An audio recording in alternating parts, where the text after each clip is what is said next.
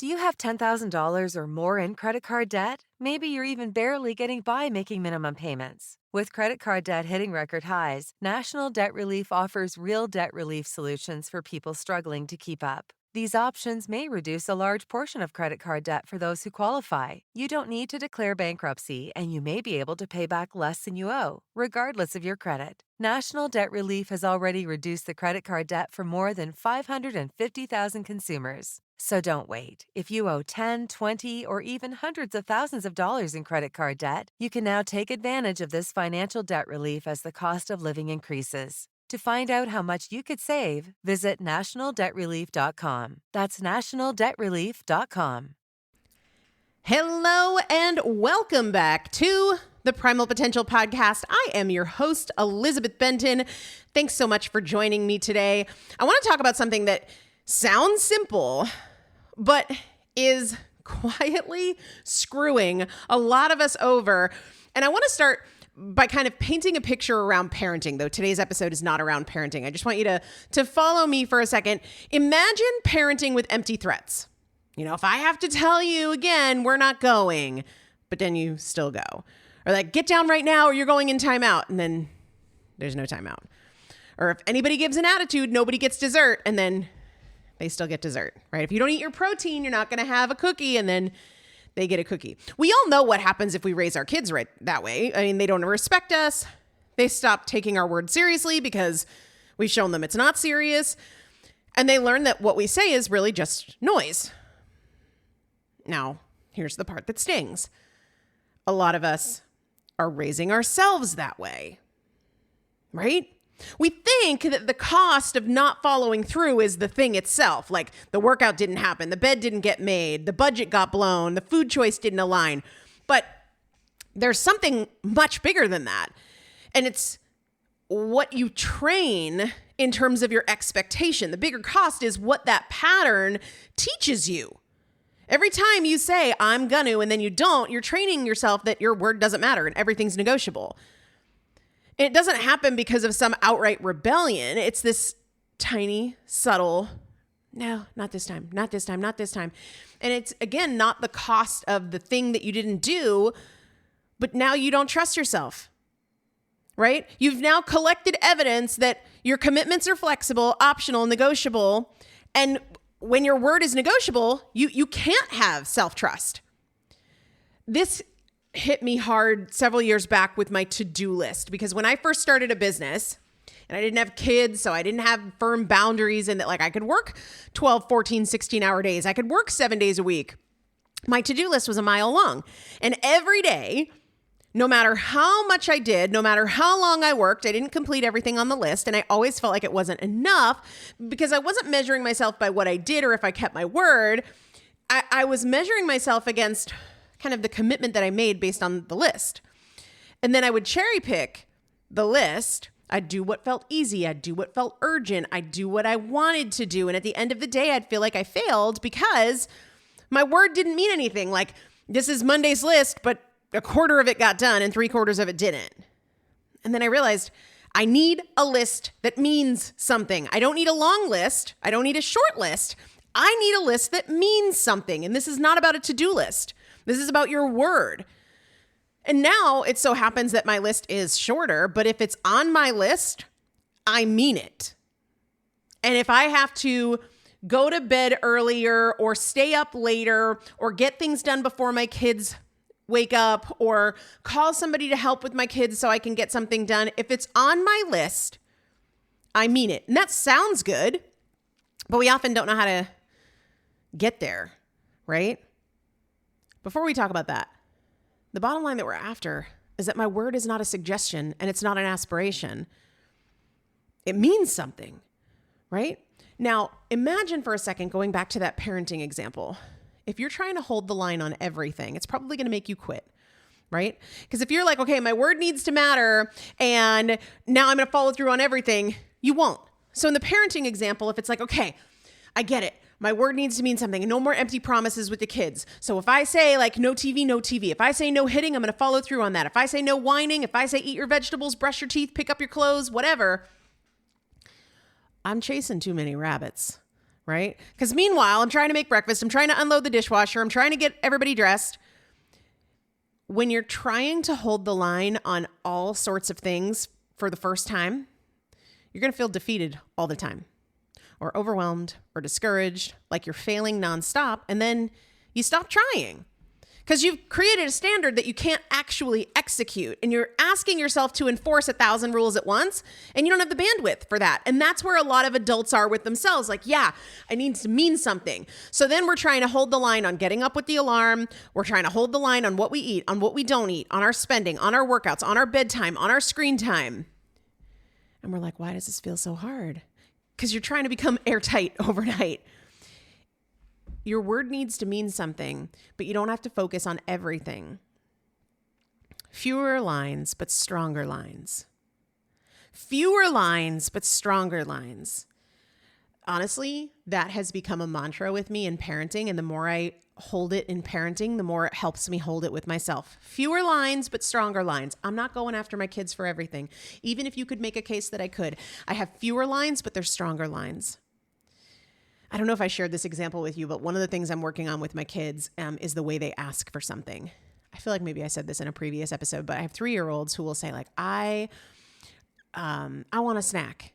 I want more water. I want to watch Blippi. And I will just stand there and look at them. And I will not move, and I will not remove my gaze until they ask for it properly. Mom, may I please have a snack?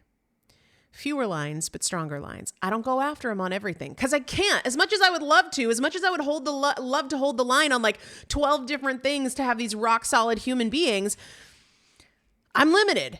I'm limited in my focus. I'm limited in my ability to execute. So fewer lines, but stronger lines. How would we benefit from that in our own lives? Like, the point of deadlines and timelines and red lines, it's not vocabulary, right? It's not a clever framework. Sometimes we get to this place where deadlines are aspirational and timelines are hopeful and red lines are drawn in pencil. Everything is negotiable. Nothing is solid. We need fewer lines, but stronger lines. So I want you to consider being radically careful about what you commit to. Where I've done this the best is with my to-do list. I'm very, very realistic with my to-do list. And sometimes when I get done everything I needed to get done, I'll pull from something on tomorrow's list and have made tomorrow lighter and easier, which is wonderful. But I'm no longer putting myself in the position where like, oh, well, didn't get done. We'll do it tomorrow. No, it's a commitment. It's a firm line. It's not a movable one. Stop trying to hold the line everywhere. If you are listening to this and you're like, oh my gosh, that's so me. My word means nothing. I break my promises all the time. Stop trying to hold the line everywhere. Pick one line. One. You know, like the thing I'm focused on with my kids right now is the way they're asking. That's the thing. That's the thing. Now, that doesn't mean that if I see them, shove another sibling that I don't address it. But the thing that I'm like, this is the line that doesn't move is the way they're asking. And once we get to the point where we don't stay there forever because it becomes a habit, it becomes something that doesn't need constant correction as it does in our own lives, then we move on to something else. Every week I do check-ins with my clients in the consistency course, and I send them a personal response, and somebody was telling me that they were struggling, and I asked for some specifics on it. And she was talking about how like she's trying to get this many grams of protein and this many grams of fiber and drink this much water and work out 4 days a week. And I said, tell me, have you nailed any one of those? No. Like sometimes I'm good with the water, but then I'm not good with the fiber. Or sometimes I'm good with the workout, but then my nutrition's a disaster or whatever. Pick one. Pick one. It doesn't mean that we won't get to the others, but if we're going to hold the line, we need to hold the line, and we can't hold 12 lines at the same time. Fewer lines, but stronger, and make it really clear so it's not debatable, right? This is one of the biggest differences between a person who keeps restarting and somebody who holds the line. You've got to make the line really clear. One of my lines that is super clear nutritionally is that my indulgences are intentional, not impulsive. So it doesn't mean I can't have a cookie or I can't have ice cream or I can't have pizza. I can, but it's going to be an intentional choice, not an impulsive one. So it's not like, oh, well, I know we said we were going to have chicken and broccoli for dinner, but I don't feel like cooking, so we're going to do pizza. No, that's impulsive. right? But if I'm really feeling like pizza, well, I'm going to plan it for Saturday night and it's going to be a thing. This is, those of you that have been around for a while know that March is a very hard month for me. My daughter Dagny's birthday is March 6th, and the anniversary of her death is March 20th. And there's a lot of just big, heavy emotions and like emotional discomfort. And so this is one of those places where this intentional indulgences instead of impulsive ones is so helpful. Like, hey, if I want to have a special birthday party for Dagny and celebrate it with my kids, because I always want them and I always want to feel like Dagny's a part of our family and not like this quiet word that we don't want to bring up lest people get upset, then like if I want to have birthday cake, that's cool. We can do that. But it's not like, oh, today's a hard day, so let's just go get ice cream and try and take our minds off it. No, that's one of my lines.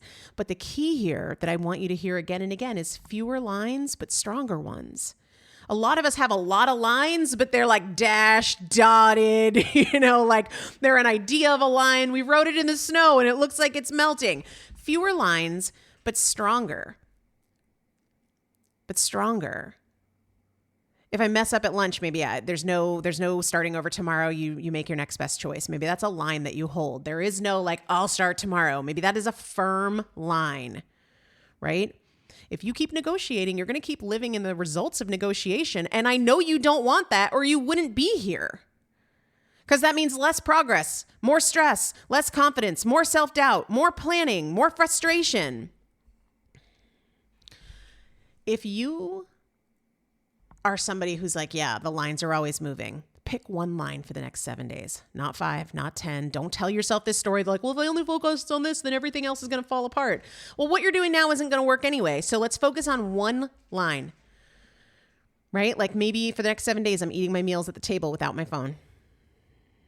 Maybe I'm only eating what I plan. Just for 7 days. It's not a forever thing. The lines that I have aren't necessarily forever. The lines that I have with my kids are certainly not forever. They're not going to need the same line now that they need when they're 12, right? Don't pick the most impressive line. Pick the line that you're willing to hold. We're not building a fantasy version of you. We're rebuilding your reputation with yourself. We don't need grand gestures. We need to rebuild trust with kept promises. So what's the line? I want to remind you guys, starting April 1st, we're going to do another 1 month long for the month of April, Defense Foundations. And this is where we can get out of the offense, out of the new plan, out of the fresh start, out of the follow the rules, and into where is it breaking down for me? And I'm finally going to address where it's breaking down for me. We have scholarships available for Defense Foundations. And if you have not taken 5 or 10 minutes to complete that scholarship application, I would love for you to do it. It's a great way for me to get to know you. I will respond to each one because this is an opportunity to build structure so you don't have to rely on motivation, right? Your life is often run by negotiations that you don't even notice. And if we don't get intentional about those negotiations, those moments where everything starts to crack and crumble and the line becomes pushed back or moved, if we don't build a defense around them, we're going to keep living in that gap between what you want to do, what you aspire to do, and what you actually do. I'm going to put the link to the scholarship application in the show description. If you have any questions about it, let me know. You don't have to apply for a scholarship. You can just grab your spot for our April program of Defense Foundations. And when you do that, you get access to the consistency course for until the end of the month of your Defense Foundations. So check it out. Check out the links in the show description. Email me personally if you have any questions about it. And I really hope to see your application come through. It's first come, first serve, so don't wait.